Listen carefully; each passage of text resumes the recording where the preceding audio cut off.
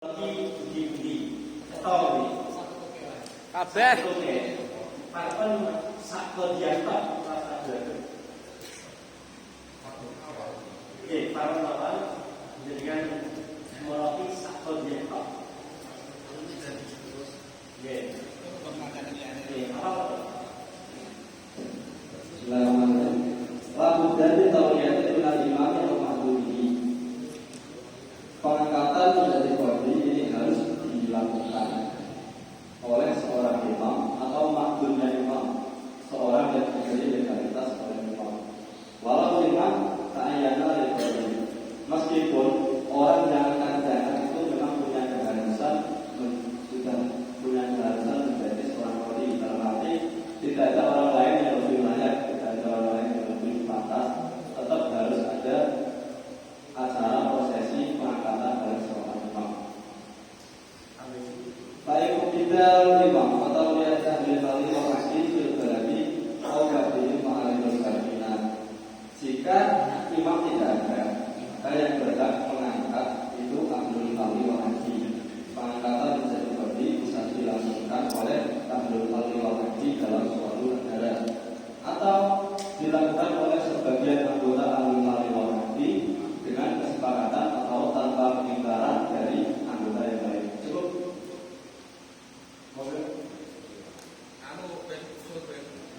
Tambah pertanyaan lagi tentang kotak ini. Itu pendek dulu.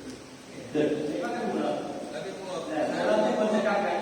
saya tambah pertanyaan. Oh, jadi tambah lagi. Ulangi tambah lagi. Enggak atau tempat yang lain. Dan ini dulu. Tata dia di sini maksudnya kan aku saya. Oh, ini. Bagaimana pilihannya cukup? Ya cukup tapi ada kurang dalam. Kurang jalan. Bon, sebelumnya Saya tanyakan berarti kalau tidak ada proses pengangkatan kalau saya seremonial nggak sah berarti kodinya kan harus ada istilah tidak. Loh, ini kan sudah sampai. Itu kan sudah jelas. Ketika imam tidak ada, itu ahlul halli wal aqdi, itu yang punya hak, punya otoritas untuk mengangkat. Setelah ahlul halli wal aqdi memberikan pengangkatan, setelah keseluruhan bisa hadir atau hanya sebagian yang tidak hadir, ijem, nah itu sudah cukup. Nah, saya dari jelas itu begini.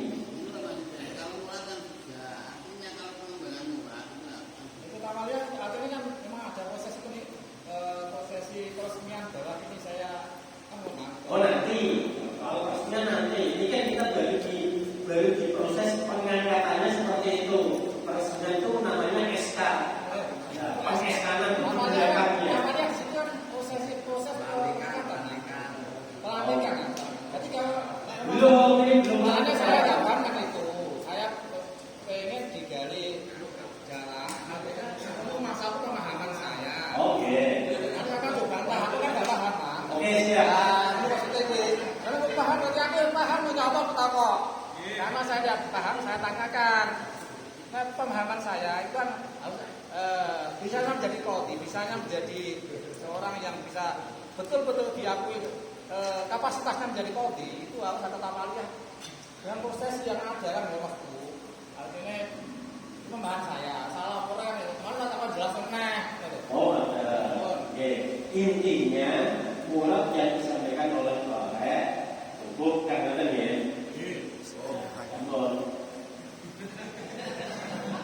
Dan adapun yang disampaikan oleh Ibu secara mendalam itu kan nanti proses selanjutnya. Anggota ada pun lanjut di Pak. Oh, iya, Kalau diterapkan di negara kita, ini juga Pak. Pertanyaan nggak salah ya?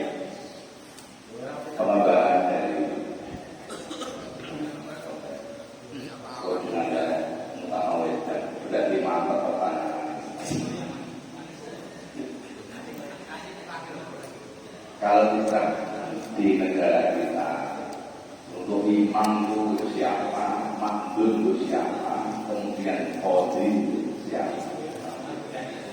kalau waktu itu siapa? ini kan ada tiga istilah. Satu qadhi, kemudian ada imam, terus kemudian ada ahlul halli wal aqdi. Andai kata istilah-istilah yang ada di fatwa ini kemudian kita apa namanya aplikasikan di negara kita ini kira-kira yang bertindak sebagai imamnya siapa, kemudian qadhi itu jabatannya apa, ahlul halli wal aqdi itu kira-kira yang mana? Gambaran ya. Nggak usah, kalau gelap gue. Yang penting kita begini dulu.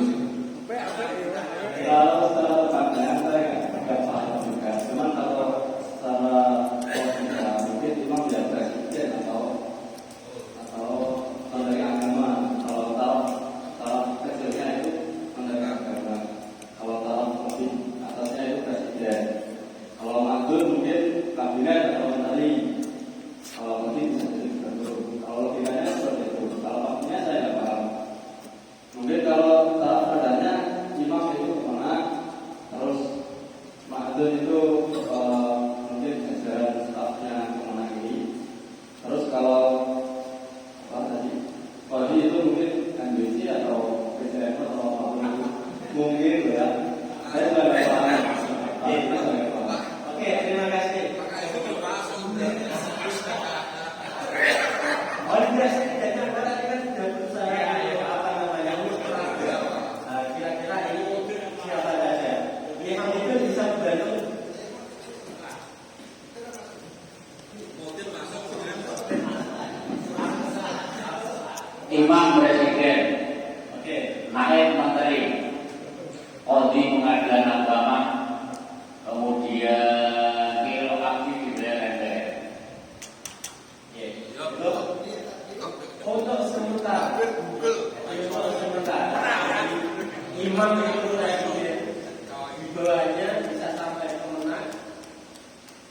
Kemudian qadhi itu pengadilan agama, al-hal wal aqdi di daerah-daerah. pengadilan agama itu hakim apa jaksa? Ya, pengadilan Jabatannya, meliputi. jabatannya. Ya, jaksa bisa, ya bisa. Kita PMN. Tuh, dia kita cetak itu. Rasa guyonan. Nanti kita tak cetak kalau dia ngomong yang lain bisa kan? Coba pimpinan, jadi maksudnya pimpinan mau maksudnya sudah mau selama semangat.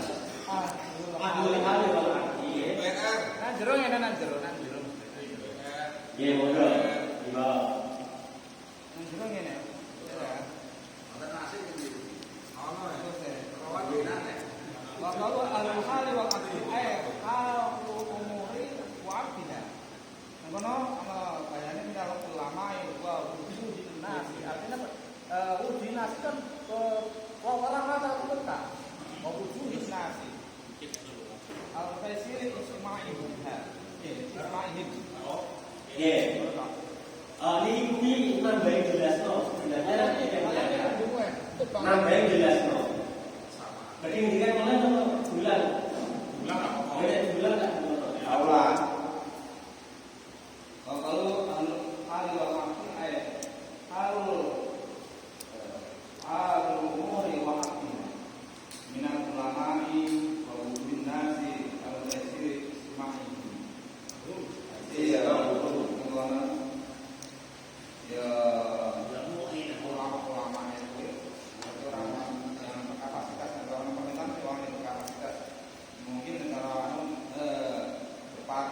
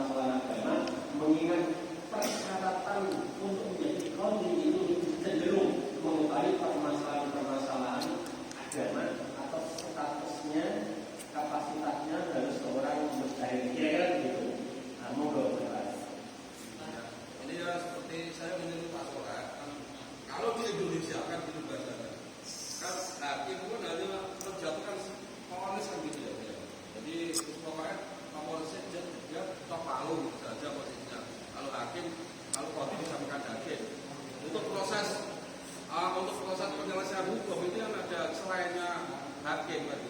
Dan selainnya hakim, kalau selainnya kodi siapa itu yang terlibat dalam urusan permasalahan agama di sini? Kalau bisa disamakan dengan redaksi perhukuman ini.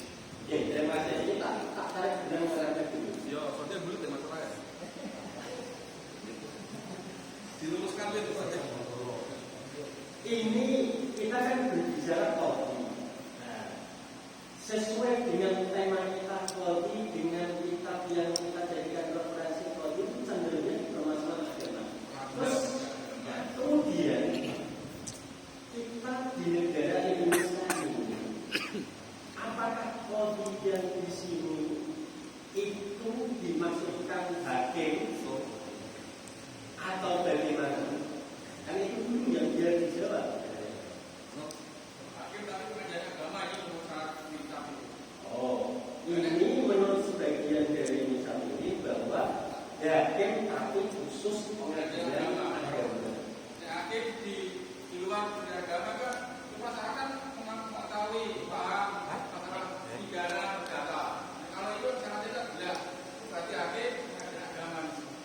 Jadi kodi ini kalau kita kita sesuaikan dengan negara yang ada di wilayah kita, ini lebih dekat dengan pengadilan agama, bukan kejaksaan. Monggo Bang Ali. Untuk tafsirannya ilmu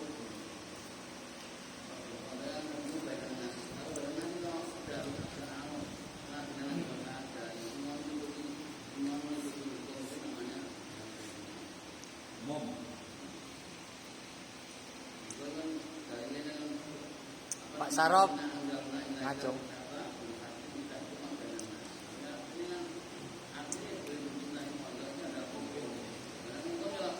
Semuanya memang kan kalau negara Islam kan harus hakim itu harus menguasai hukum karena ini hukum kenegaraan ya hukum agama itu.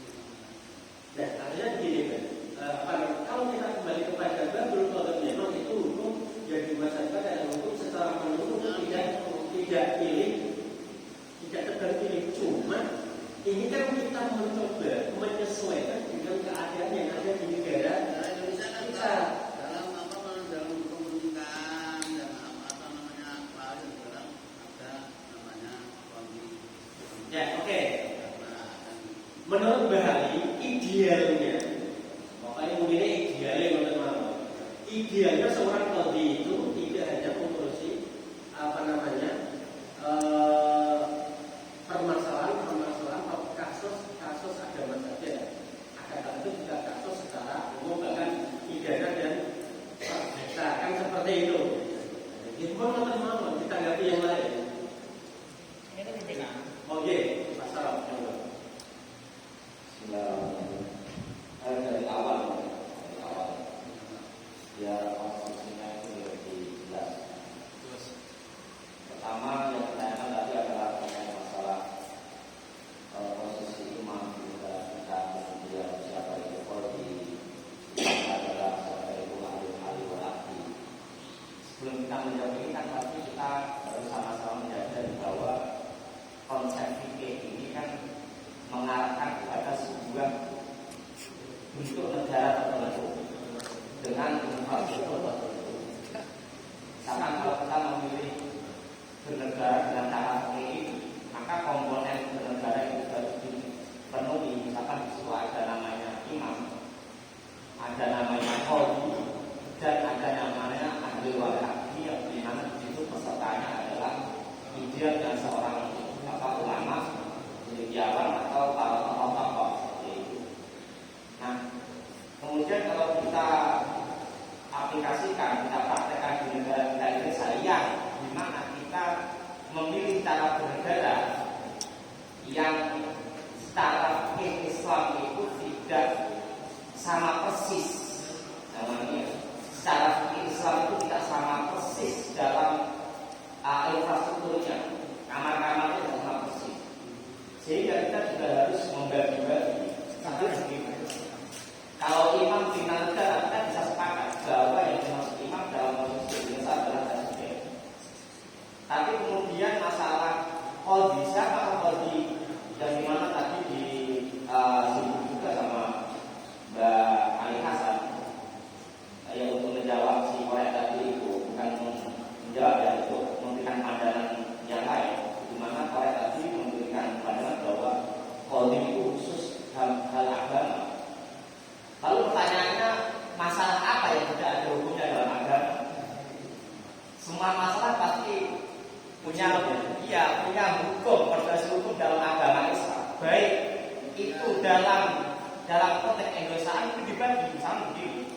Indonesia itu kalau masalah agama itu hanya diringkas di masalah pernikahan, di masalah haji, yang sampai-sampai dibikin departemen sendiri.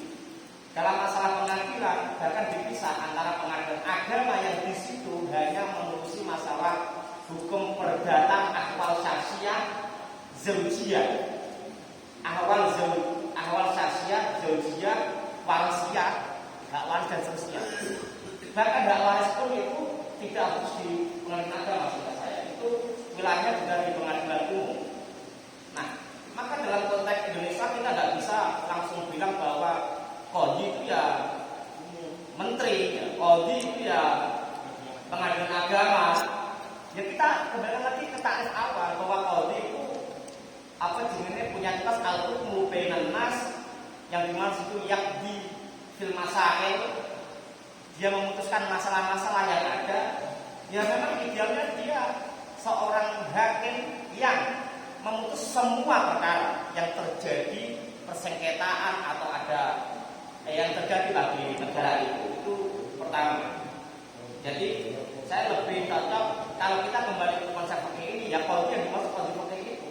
Tapi kalau konteks Indonesia bisa saja kita bilang bahwa qadhi itu siapa? Dalam konteks Indonesia kita mencoba tidak letterlek dengan konsep yang ada di fikih, ya kita bagi-bagi. Qadhi dalam masalah hukum agama, ya pengadilan agama. Qadhi dalam hakim agama, qadhi dalam pengadilan perdata, pidana dan seterusnya. Ya pengadilan hakim pengadilan umum, kejaksaan. Bukan, kejaksaan itu beda. Jadi di kita itu ada namanya legislatif, eksekutif, yudikatif. Yudikatif itu ya hakim itu. Kalau eksekutif, jaksa itu maksudnya eksekutif di bawah presiden. Maka dia hanya menuntut saja kepada hakim untuk memutuskan, menuntut kepada tersangka, terdakwa untuk dijatuhi sebuah hukuman atau ditanyakan kejelasan hukumnya. Kemudian hakimlah yang memutuskan. Jadi jaksa itu bukan hakim, tidak bisa memutuskan, hanya menawarkan, merekomendasikan hukum-hukum untuk diputuskan. Seperti itu. Jadi dalam konteks Indonesia hakim itu ya yudikatif itu. Maka itu pinternya ulama kita itu membagi, tidak pakai hakim itu ini, qadhi itu ini, halal itu ini, terus imam itu ini. Imam jelas, imam presiden. Tapi urusan qadha itu dibagi-bagi. Ada hakim di situ urusan pengadilan umum, dan hakim urusan pengadilan agama dan seterusnya. Dan masalah al-halli wal aqdi, dan itulah yang menjadi kemudian pertengkaran sampai saat ini. Ketika orang-orang, apalagi sekarang mendekati 2008 kan, di mana ada calon DPR itu, pasti dia mengklaim bahwa saya yang paling pantas untuk menjadi DPR. Karena secara persyaratan ahlul halli wal aqdi saya paling mirip, paling enggak Allah takdir, Allah iki dan seterusnya gitu kan. Karena itu terus menjadi perdebatan walaupun pada akhirnya kalah sendiri-sendiri kan begitu. Nah, jadi dan kita juga bisa menangkap bahwa ahlul halli wal aqdi di Indonesia dengan DPR ya yang ditafsirkan tadi itu minal ulama wa wujuhin nas, para tokoh-tokoh. Kenapa kalau tokoh-tokoh yang dijadikan ahlul halli wal aqdi? Karena apapun dia yang berpengaruh, ahlul halli wal aqdi itu hanya memberikan pandangan, memberikan saran-saran kan? Iya, dia harus berpengaruh dan dia harus memberikan saran-saran.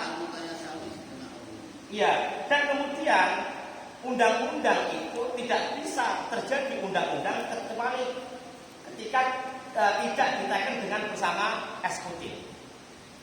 Artinya, ya ahlul halli wal aqdi itu hanya saran, nggak ada ceritanya DPR dari undang-undang, tidak. DPR itu membuat undang-undang, artinya merekomendasikan, yang kemudian juga butuh tanda tangan oleh presiden, imam. Meskipun juga ada pasal kalau dalam waktu tertentu ternyata imam itu tidak tanda tangan, dianggap setuju. Nah, dianggap setujulah itu juga keputusan, artinya imam juga setuju bahwa itu terlaksana. Jadi saya harap saya ututi tadi itu maaf ya untuk pimpinan terlalu cepat untuk mengalihkan dari masalah ke masalah tanpa minta konfirmasi bahwa jawaban ini sudah setuju atau tidak dan seterusnya. Sehingga tadi pengadilan itu ya pengadilan agama, bayangan kita pengadilan agama ya mau PA itu toh, terus pengadilan umum toh apa? Nah itu makanya saya agar lebih apa ya tertata lah masalah keputusan pimpinan